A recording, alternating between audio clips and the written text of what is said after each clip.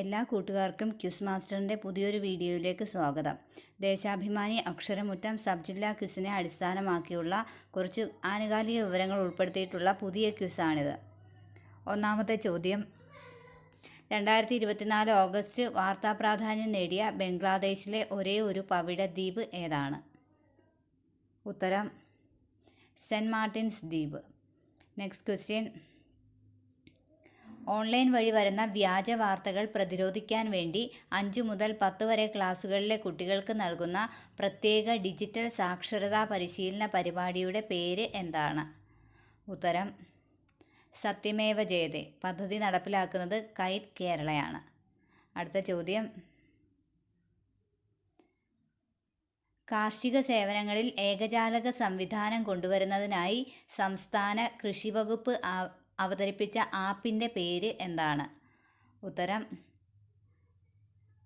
കതിർ app. അടുത്ത ചോദ്യം,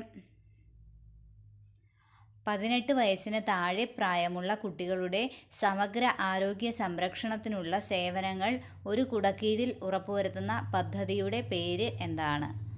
ഉത്തരം ആരോഗ്യ കിരണം പദ്ധതി. നെക്സ്റ്റ് ക്വസ്റ്റ്യൻ, അന്തരീക്ഷത്തിലെ ഈർപ്പം ജലമാക്കി മാറ്റി ശുദ്ധീകരിച്ചുപയോഗിക്കുന്ന ഇന്ത്യൻ റെയിൽവേയുടെ പദ്ധതിയുടെ പേര് എന്താണ്? ഉത്തരം മേഘദൂത് പദ്ധതി. അടുത്ത ചോദ്യം, ഓരോ ജില്ലയിലെയും തനത് ഉൽപ്പന്നങ്ങളുടെ വിൽപ്പന പ്രദർശന കേന്ദ്രങ്ങളായ പ്രധാനമന്ത്രി ഏകതാ മാൾ സ്ഥാപിതമാകുന്ന കേരളത്തിലെ ജില്ല ഏതാണ്? ഉത്തരം തിരുവനന്തപുരം. അടുത്ത ചോദ്യം, ശാരീരിക മാനസിക വെല്ലുവിളി നേരിടുന്നവരെയും കിടപ്പ് രോഗികളെയും പരിചരിക്കുന്നവർക്ക് പ്രതിമാസം 600 രൂപ ധനസഹായം നൽകുന്ന സർക്കാർ പദ്ധതിയുടെ പേര് എന്താണ്? ഉത്തരം ആശ്വാസകിരണം. അടുത്ത ചോദ്യം, 2025 ലോക പരിസ്ഥിതി ദിനത്തിൻ്റെ പ്രമേയം എന്താണ്? ഉത്തരം പ്ലാസ്റ്റിക് മാലിന്യം അവസാനിപ്പിക്കുന്നു. അടുത്ത ചോദ്യം, നിലവിലെ ഇന്ത്യയിലെ റംസാർ സൈറ്റുകളുടെ എണ്ണം എത്രയാണ്? ഉത്തരം 82. അടുത്ത ചോദ്യം, 2024 പുകയില നിയന്ത്രണത്തിൻ്റെ ബ്രാൻഡ് അംബാസിഡറായി നിയമിക്കപ്പെട്ട ഇന്ത്യൻ ബാഡ്മിൻ്റൺ താരം ആരാണ്? ഉത്തരം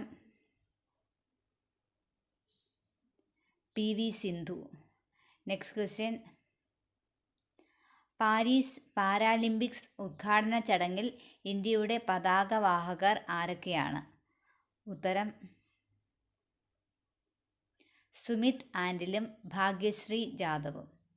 നെക്സ്റ്റ് ക്വസ്റ്റ്യൻ, അടുത്തിടെ ഏത് ഏഷ്യൻ രാജ്യത്താണ് ആദ്യമായി കുരങ്ങുപനി റിപ്പോർട്ട് ചെയ്തത് മങ്കി പോക്സ് റിപ്പോർട്ട് ചെയ്തത്?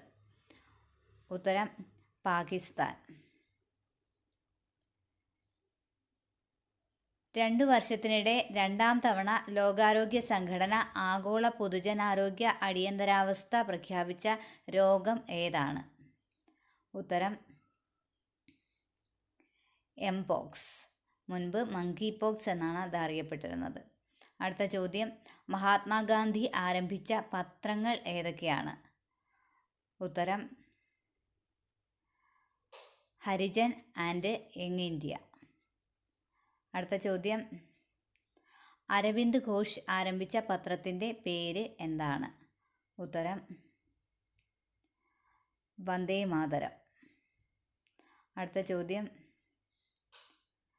മൗലാന അബ്ദുൽ കലാം ആസാദ് ആരംഭിച്ച പത്രത്തിൻ്റെ പേര് എന്താണ്?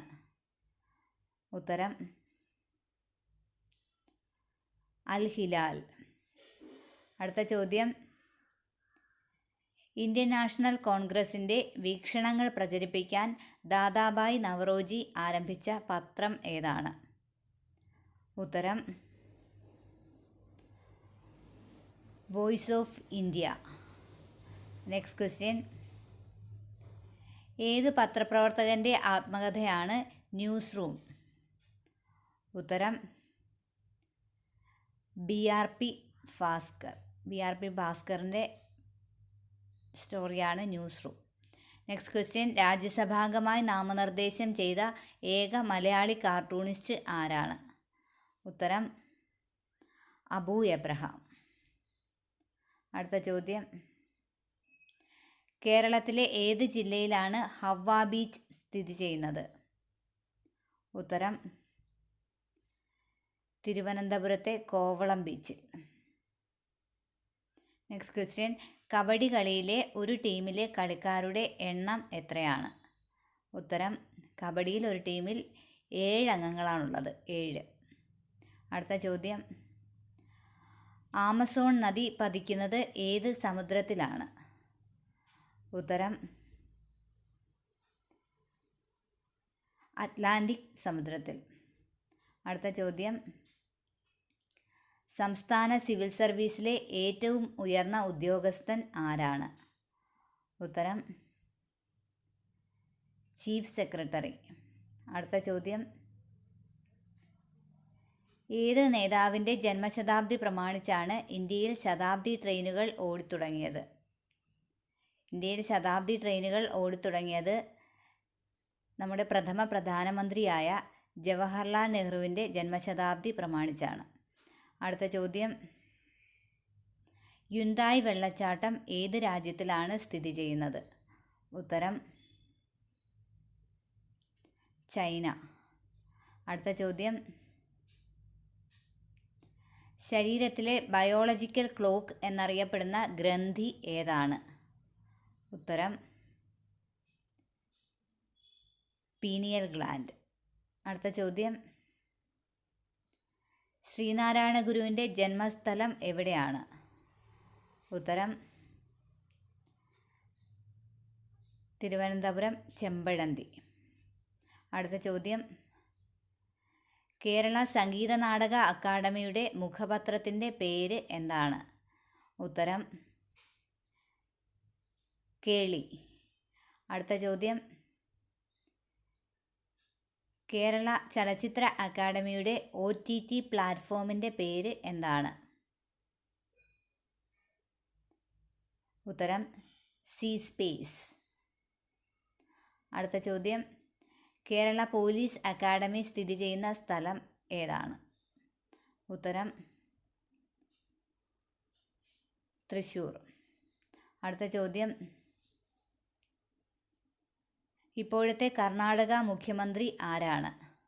ഉത്തരം സിദ്ധരാമയ്യ. അടുത്ത ചോദ്യം, രാജ്യത്ത് മത്സ്യോൽപാദന സമ്പത്ത് കൂട്ടാൻ സർക്കാർ നടപ്പിലാക്കുന്ന പദ്ധതി. ഇതൊരു കേന്ദ്ര സർക്കാർ പദ്ധതിയാണ്. ഉത്തരം പ്രധാനമന്ത്രി മത്സ്യ സമ്പദ് Yojana. Thank you for watching the video. എല്ലാവർക്കും വീഡിയോ ഇഷ്ടമായെങ്കിൽ സബ്സ്ക്രൈബ് ചെയ്യുക, ലൈക്ക് ചെയ്യുക, ഷെയർ ചെയ്യുക.